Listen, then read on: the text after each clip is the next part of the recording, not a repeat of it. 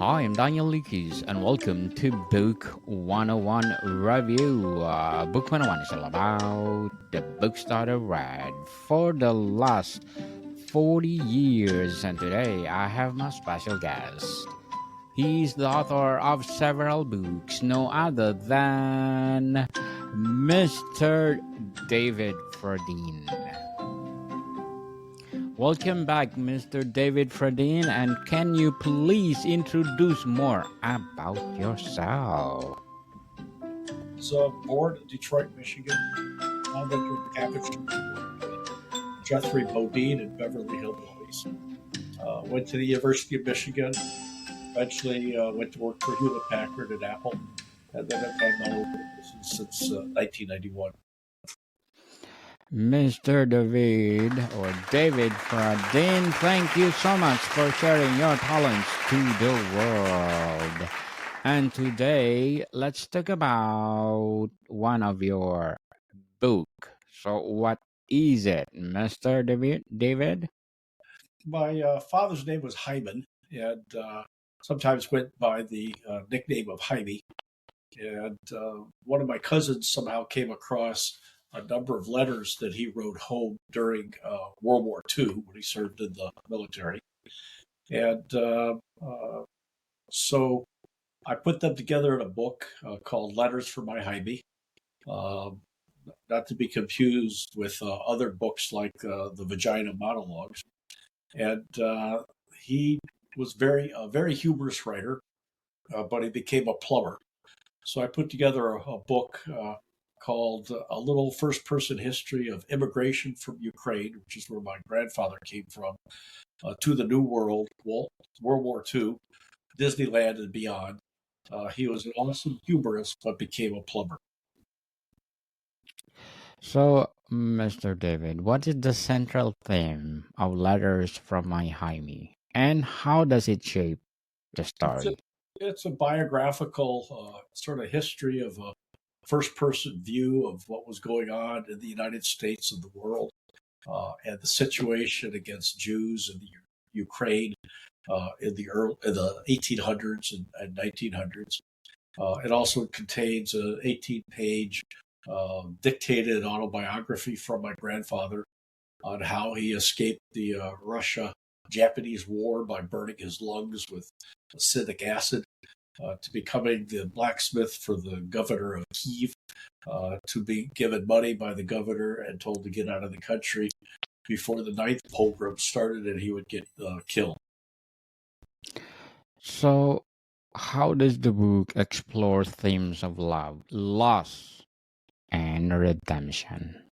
Well, as he was serving during World War II, and by the way, the reason I put the book together is that he was a good writer, and his older brother, Morris, encouraged him to write and to send query letters to possible publishers for articles like the Washington Post and so forth, because he grew up in Washington, D.C. But he didn't like sending out query letters because he couldn't handle the rejection. So he always wanted to get published, and this is my little tribute to him to get him published. So, Mr. David, what time period does the book cover, and how does it impact the story? It covers a period from 1880 through the 1970s.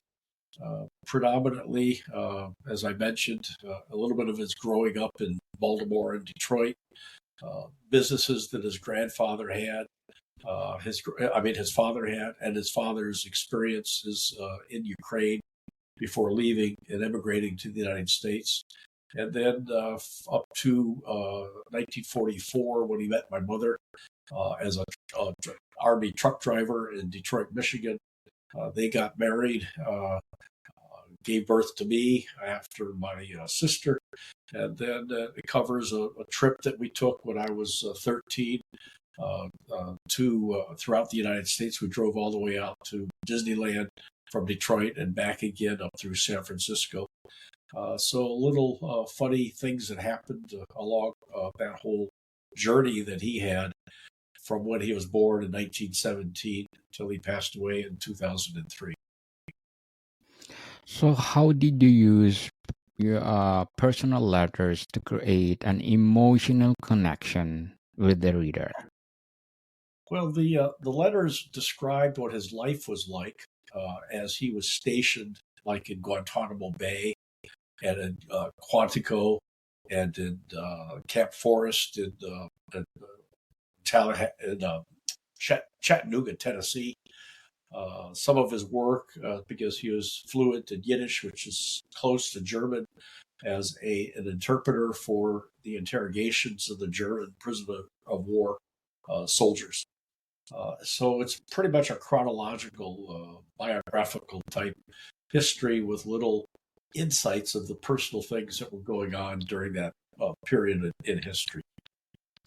So, Mr. David, what are the major life lessons conveyed through Jaime's letters?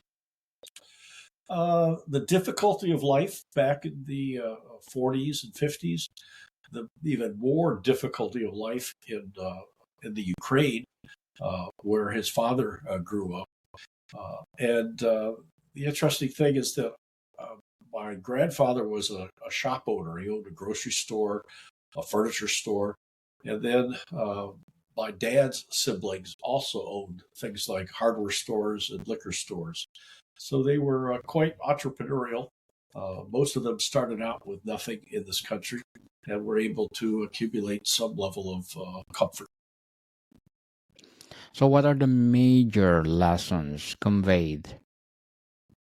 That it's important to have a sense of humor through all of this, a sense of humility, a sense of empathy for your fellow man, and a wonder of the grandeur of nature. Grandeur. I love that. Wow. Thank you for sharing the letter, Mr. David. And what emotions are most prominently explored in the book and how they are conveyed? Well, they're conveyed in my dad's personal words, like his experience after he was in the Marines. They discharged him because of his flat feet, and he felt bad about wandering the streets as an able-bodied young man in 1941 when World War II was starting in the United States. And he signed up, got into the Marines. They discharged him, and then he went back in 43 in the Marines, excuse me, in the Army, and they put him into the infantry of all places. So he got a check from the Veterans Administration, disability check of $10 a month for the rest of his life because it aggravated his flat feet. So, how does the book highlight the importance of communication in relationships? It was letters that he wrote to his family back in Washington, D.C., to his older brother, Morris, who was the librarian for the U.S. Navy.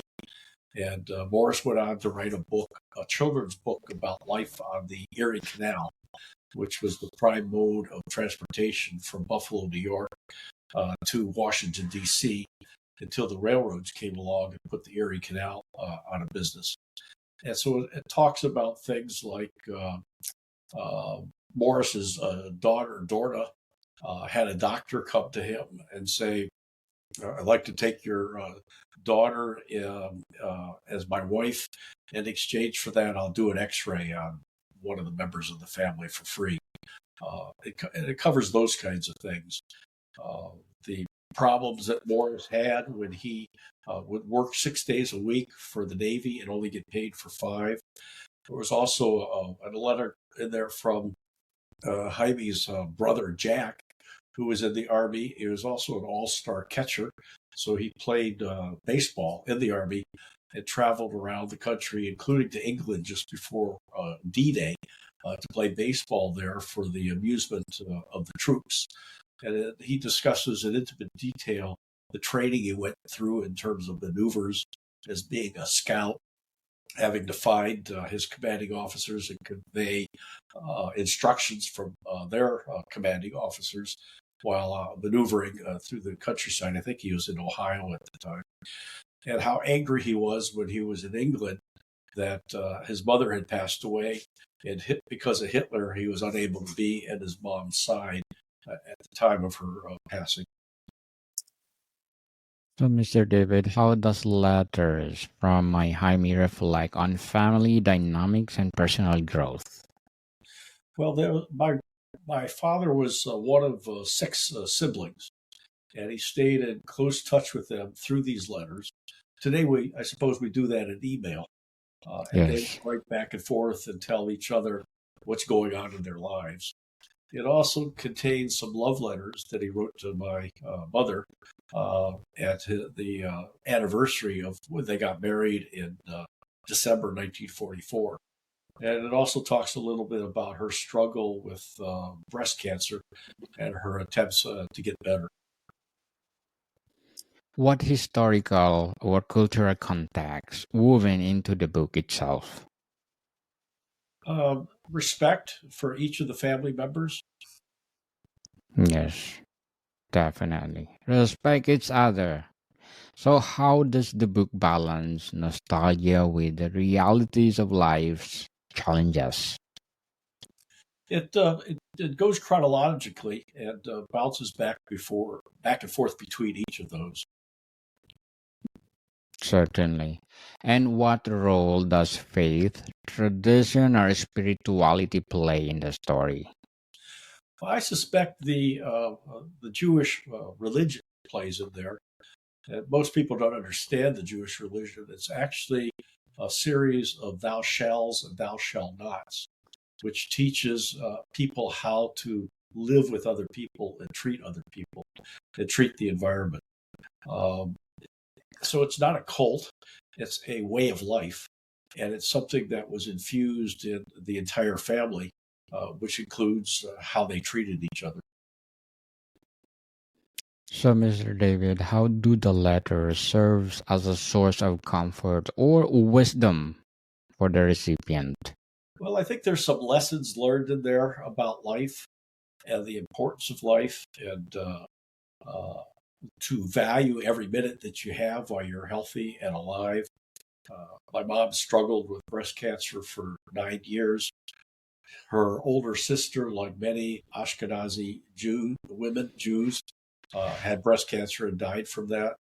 And just cherish the life that you have and take care of other people. So, what writing style did you use to bring the letters and their messages to life? It was narrative in nature, and I would describe the historical context of what was going on in the world around each of the dates of the letters. So a letter date might be like December 11th, 1941. So here he's conveying his feelings after the Pearl Harbor attack. Or maybe a letter in 1944 where after he met my mother, Celia, but he had to wait until after the war ended to get married. But he jumped the gun. He got married in December of 44, and the war didn't end until 1945. So those kinds of interesting historical waypoints are described before and after each of the letters. So, what is the most powerful or moving letter in the book and why?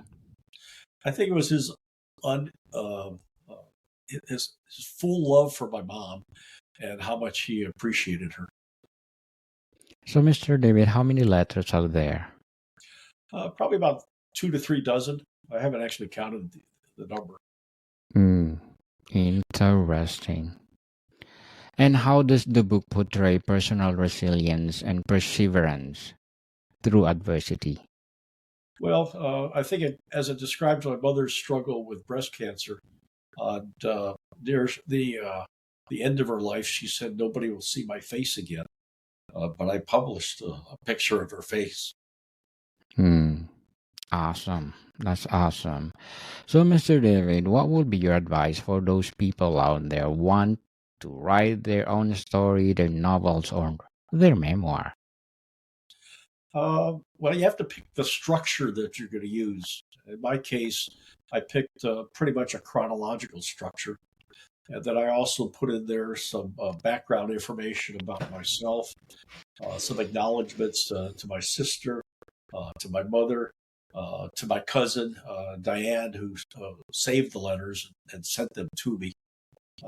So you have to pick the style in which you want. And one of the things I found as I was researching it, I was researching my family history, which goes back to Spain. And my great grandmother, this would probably be about 26 or so generations ago, was escaping the Inquisition in Spain and was wandering through southeastern France when some robbers attacked her group. And Fradin came out. He was on a horse with a sword with some of his associates, and he fought off the attackers. And noticed my great grandmother, who was a beautiful woman at age 15, fell in love with her, got married, and then later on, King Louis VI uh, uh, King Philip VI appointed that Fradin a duke, a nobleman. And then following the customs of nobility in France, with the exception of ignoring the French Revolution, which got rid of nobility, which I refuse to acknowledge. As a result, I'm a duke, and that's why the book has my name as an author, is Duke A Duke. David Fradin. Nice. Well, I'm gonna give you a big, big hand for being a Duke, Mr. David Fradin. So some of the book covers the Book of Fradin, who were military men, priests, artisans, merchants, the mayor of Lyon. Uh, they also were wine growers, and the family seal, which is in there, depicts grapes. And Colonel Jean Fradin was appointed a lieutenant general by Napoleon. So it covers all of that type of history. So, Mr. David, what will be your short-term and long-term goals in writing? I've got one more book to do, and the title of it is Trippin, Trippin, and it will be a series of life's little laughs, funny things that have happened to me throughout my life. You are most welcome to come back and to promote your upcoming book, Mr. David, and good luck for that. So, what insight does the book, A Letter from My Hymie, offer about nature and human connection? Well, my dad always thought there has to be a God if all you have to do is look at a leaf and see its complexity. He wrote a little article, which is in the book, about the grandeur of the Grand Canyon, which we visited on our little trip, the beauty of San Francisco, Yosemite, Yellowstone. Yellowstone, he fed a bear some hot sausage, and the bear got pissed and and drank the entire Yellowstone River. It was so hot. And the seeing Mount Rushmore, and next to Mount Rushmore, near Mount Rushmore, one sculptor was trying to build a sculpture of a famous Indian chief, and he worked his entire life on it. Didn't finish it, but they're still working on it today to get the whole thing done. So he talks about all of those kinds of things, including a little history of plumbing, which goes back to the word plumb in Latin, which means lead worker, and why the toilets these days are so short. It's because the Romans, he found in his study of the history of plumbing, were about 4 or 5 inches shorter than the average man or woman is today. And yet, despite all of that, the plumbing industry hasn't raised the height of the seat at all. And that probably explains why our legs fall asleep when we're doing our business. Certainly. So, how does the book inspire readers to reflect on their own relationships and past communications? I'm not sure it does that. I'd have to think about that. Uh, Okay. they probably, in some of the letters, they probably see little pieces of themselves and their families. So, Mr. David, to wrap up our discussion for today, what is the lasting impact of Jaime's letters on the recipient and on the readers of the book?